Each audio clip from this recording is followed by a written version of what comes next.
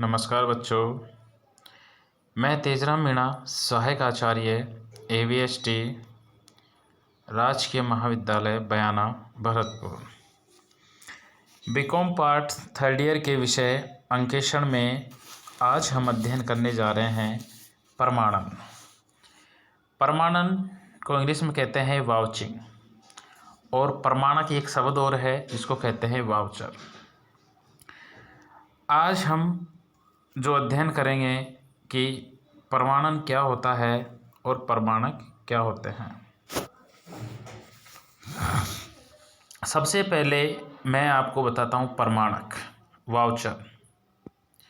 प्रमाणक वे प्रलेख है यानी जिनके आधार पर प्रारंभिक लेखा पुस्तकों में प्रविष्टि की जाती है, यानी प्रमाणकों के आधार पर ही प्रारंभिक लेखा पुस्तकों में प्रविष्टि की जाती है।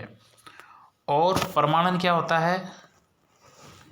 प्रमाणकों की जांच ही प्रमाणन कहलाती है, यानी प्रमाणकों के आधार पर प्रारंभिक लेखा पुस्तकों में जो प्रविष्टि की गई है वो सही है या नहीं, इसे हम प्रमाणन कहते हैं। और प्रमाणन में स्वयं वो प्रमाणक जिनके आधार पर प्रविष्टि की गई है वो प्रमाणक भी सही है या नहीं, ये भी प्रमाणन में सम्मिलित किया जाता है। बच्चों, प्रमाणन के बारे में जनरली मैं आपको और बताता हूँ।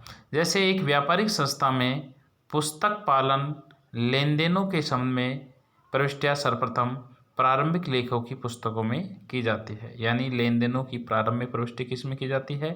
प्रारंभिक पुस्तकों में। प्रारंभिक पुस्तक क्या होती है बेटा? जर्नल और सहायक जर्नल।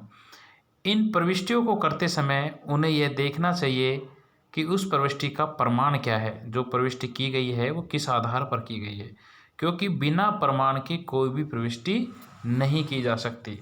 फॉर एग्जाम्पल, क्रय बही में दर्ज की जाने वाली कोई भी प्रविष्टि या तो कैश मेमो से की जाएगी या रोकड़ के विवरण पत्र प्रमाणक का कार्य करेंगे। इन प्रमाणकों के आधार पर ही जो वाउचर है यानी प्रमाणक है, उनके आधार पर ही लेखा पुस्तकों में प्रविष्टि की जाती है। हमेशा ध्यान में रखा जाना चाहिए कि संस्था की लेखा पुस्तकों में कोई भी ऐसी प्रविष्टि नहीं की जाए जिसके लिए प्रमाणक उपलब्ध ना हो। ऐसा कोई भी प्रमाणक न छोड़ा जाए जिसकी कोई प्रविष्टि नहीं हो। यानी प्रमाणन में प्रमाणकों के आधार पर जो भी प्रविष्टि की जाती है उसकी जांच की जाती है, और कोई भी प्रविष्टि लेखा पुस्तकों में ऐसी नहीं की जाए जिसके प्रमाणक नहीं हो, और कोई भी प्रविष्टि ऐसी नहीं छूट जाए जिसके प्रमाणक होते हुए भी वो छूट जाती है। अब हम आपको प्रमाणन की परिभाषा बता चुके हैं, फिर भी आपको कुछ परिभाषाएं हम आपको और बताते हैं। जैसे प्रमाणन उन सबूतों या प्रमाणकों की जांच एवं सत्यापन है जो एक लेन देन की शुद्धता का समर्थन करते हैं। दूसरी परिभाषा एक ऑथर है J.R. बैटीबॉल, उन्होंने कहा है कि प्रारंभिक लेखों की पुस्तकों में लिखी जाने वाली मदों की सत्यता की जांच करना ही प्रमाणन कहलाता है। लेकिन मैं आपको अंत में प्रमाणन की एक परिभाषा मैं आपको बता दूं बच्चों, जो एक सार्वभौमिक परिभाषा है। प्रमाणन क्या है? यानी लेखा पुस्तकों में लिखे गए लेन देनों की जांच प्रमाणकों के आधार पर करना ही प्रमाणन कहलाता है। और प्रमाणन में स्वयं जो प्रमाणक है यानी जो वाउचर है उनकी भी जांच करना भी सम्मिलित होता है। प्रमाणन के और प्रमाणक के बारे में, प्रमाणन और प्रमाणक, वाउचर प्रमाणक होता है और वाउचिंग प्रमाणन होती है, इन दोनों के बारे में आपको मैंने बताया। अब हम आगे बढ़ते हैं। प्रमाणन के उद्देश्य, वाउचिंग क्यों की जाती है? पहला है प्रमाणन का उद्देश्य लेखों की सत्यता एवं शुद्धता को प्रमाणित करने के लिए। प्रमाणन का मुख्य उद्देश्य है बच्चों पुस्तकों के लेखों की शुद्धता एवं सत्यता प्रमाणित करना। प्रत्येक लेखे से संबंधित उचित प्रमाणक का होना लेखों की सत्यता का प्रमाण है। दूसरा है प्रमाणन का उद्देश्य है व्यापार से संबंधित लेन देनों के लेखों का ज्ञान। प्रमाणन के आधार पर अंकेशक को यह विश्वास हो जाता है कि वे सभी लेन देन जो व्यापार से संबंधित है पुस्तकों में लिख दे गए हैं, अर्थात ऐसा कोई भी लेन देन लिखने से नहीं छूटा है जो व्यापार से संबंधित है। और तीसरा उद्देश्य है व्यापार से संबंध न रखने वाले लेखों का ज्ञान। प्रमाणन का तीसरा उद्देश्य है कि अंकेशक को पता चल जावे कि पुस्तकों में कोई ऐसा लेन देन नहीं लिखा गया है जो कि व्यापार से संबंध न रखता हो। उदाहरण के लिए आपको मैं बता देता हूँ, यदि कोई प्रमाणक कंपनी के नाम का ना होकर किसी संचालक के व्यक्तिगत नाम में है तो यह अर्थ लगाया जा सकता है कि यह लेन देन संचालक के द्वारा व्यक्तिगत रूप से किया गया है और पुस्तकों में इसका लेखा कभी भी नहीं होना चाहिए। यानी व्यापार में ये भी उद्देश्य होता है प्रमाणन का कि ऐसा कोई लेन देन जो व्यापार से संबंध नहीं रखता, कहीं उसका लेखा तो नहीं कर दिया। और अंत में प्रमाणन का उद्देश्य है लेखों का अधिकृत होना।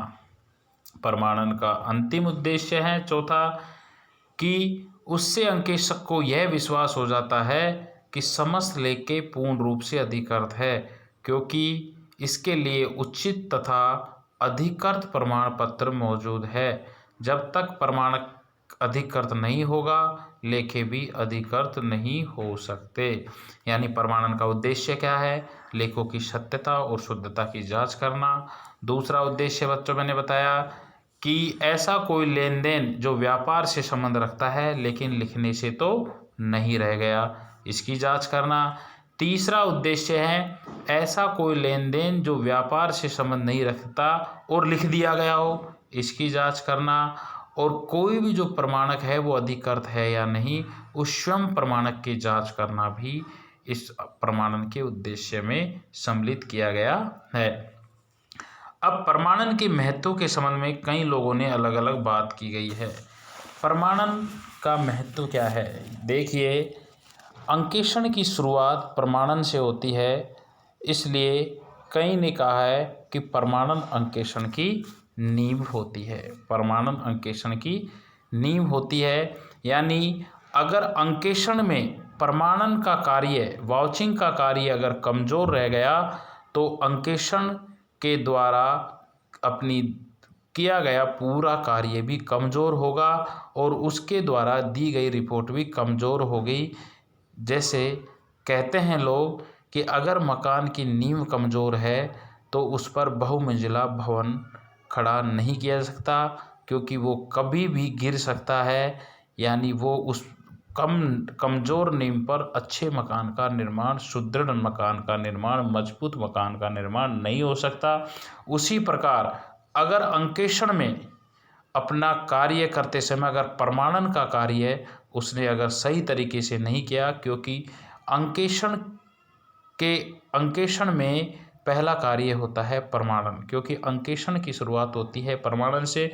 अगर प्रमाणन में अगर कोई खामियां, कोई कमियां अगर रह गई तो उसके द्वारा किया गया अंकेषण कार्य है वो सही नहीं होगा।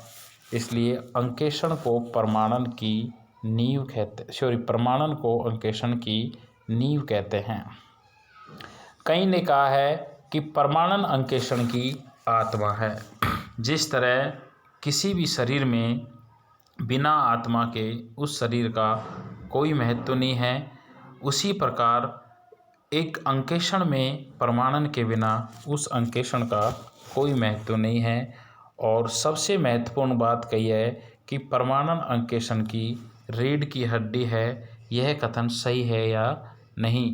तो प्रमाणन के महत्व के संबंध में कुछ लोगों का तो यह तक कहना है कि प्रमाणन अंकेषण की रीढ़ की हड्डी है, यह कथन पूर्णतः सही है। जिस प्रकार मानव शरीर में, ध्यान देना बच्चों, जिस प्रकार मानव शरीर में रीढ़ की हड्डी का महत्व है, उसी प्रकार अंकेषण में प्रमाणन का महत्व है। रीढ़ की हड्डी के सहारे ही मानव शरीर का ढांचा खड़ा है। यदि यह हड्डी कमज़ोर हो जाए या टूट जाए तो मानव शरीर की सब क्रियाओं पर प्रभाव पड़ता है। मनुष्य अस्वस्थता महसूस करता है और अपना कार्य इच्छित लक्ष्यों के अनुसार नहीं कर सकता। कभी कभी तो हड्डी बिल्कुल टूट जाने पर मानव ना तो खड़ा हो सकता है और न मानव खड़ा होकर चल सकता है। यही हालत बच्चों अंकेशन प्रक्रिया में प्रमाणन की होती है। यदि प्रमाणन कमज़ोर है या टूटा हुआ है तो ध्यान रखो बच्चों, अंकेशक अपने इच्छित लक्ष्यों को प्राप्त नहीं कर सकता। दूसरी ओर सुदृढ़ रीढ़ हड्डी वाला मानव अपने इच्छित लक्ष्यों के अनुसार आगे बढ़ सकता है तथा अपना कार्य सफलतापूर्वक कर सकता है। घूमने फिरने में उसको कोई बाधा नहीं होगी। इस प्रकार सुदृढ़ प्रमाणन होने पर अंकेशक अपने इच्छित लक्ष्यों को प्राप्त कर सकता है। अंकेषण कार्य में उसे कोई बाधा उत्पन्न नहीं होगी। तीसरी बात मैं आपको कहूँ बच्चों, एक ऐसे मानव की कल्पना की जाए जिसकी रीढ़ की हड्डी ही नहीं हो। यह संभव तो है, अवश्य प्रतीत है, किंतु ऐसा मानव अपने जीवन में कोई कार्य नहीं कर सकता। इसलिए बच्चों मैंने आपसे कहा है कि प्रमाणन अंकेषण की रीढ़ की हड्डी है, क्योंकि जिस प्रकार मानव एक कमज़ोर रीढ़ की हड्डी, बिना रीढ़ की हड्डी के अपना पूरा शरीर उसका बेकार रहेगा, वो कुछ कर नहीं सकता, उस प्रकार कमज़ोर प्रमाणन से अंकेषण का कार्य सही नहीं हो सकता। जिस प्रकार रीढ़ की हड्डी सुदृढ़ होगी तो आदमी घूमने फिरने में किसी प्रकार की बाधा उत्पन्न नहीं होगी, वो सफलतापूर्वक अपना कार्य करेगा। उसी प्रकार अगर अंकेषण में प्रमाणन का कार्य अच्छा होगा तो अंकेषण कार्य में कोई बाधा उत्पन्न नहीं होगी। अब बच्चों प्रमाणन में मैंने शुरू में बताया था कि प्रमाणकों की जांच करना और प्रमाणकों के आधार पर जो भी लेखे किए गए उनकी जांच करना प्रमाणन होता है। तो हम यहाँ करेंगे प्रमाणकों के भेद। वाउचर कितने प्रकार के होते हैं? पहला है मूल प्रमाणक और दूसरा है गौण प्रमाणक, यानी प्राइमरी वाउचर और सेकेंडरी वाउचर। मूल प्रमाणक यानी ओरिजिनल भी कह सकते हैं और गौण प्रमाणक को आप डुप्लीकेट भी कह सकते हो। मूल प्रमाणक की परिभाषा मैं आपको बताऊं बच्चों, यहाँ मैंने आपको बताया है मूल प्रमाणक क्या होते हैं। हिसाब किताब के लेखों से संबंधित जो मौलिक लिखित सबूत होते हैं उन्हें मूल प्रमाणक कहते हैं। यानी उधार क्रय के लिए बीजक मूल प्रमाणक होगा, यानी ओरिजिनल वाउचर जो होते हैं उन्हें मूल प्रमाणक कहते हैं। गौण प्रमाणक क्या होते हैं, इनके बारे में सुनिए। देखो बच्चों, प्रत्येक लेन देन के मूल प्रमाणक के अलावा उस लेन देन की पुष्टि करने के लिए अन्य प्रमाणक भी हो सकते हैं जो उस लेन देन की प्रक्रिया में तैयार होते हैं। ऐसे अन्य प्रमाणकों को गौण प्रमाणक कहते हैं। जैसे आपने कोई भी जहाजी बिल्टी की प्रतिलिपि ली, ठीक है, कोई मूल प्रमाणक आपका खो गया, उसके स्थान पर अन्य प्रमाणक प्राप्त किया तो उसे भी गौण प्रमाणक कहेंगे। धन्यवाद बच्चों, आपने सुना और इसके संबंध में अगर आपको कुछ पूछना है तो आप पूछ सकते हैं। धन्यवाद।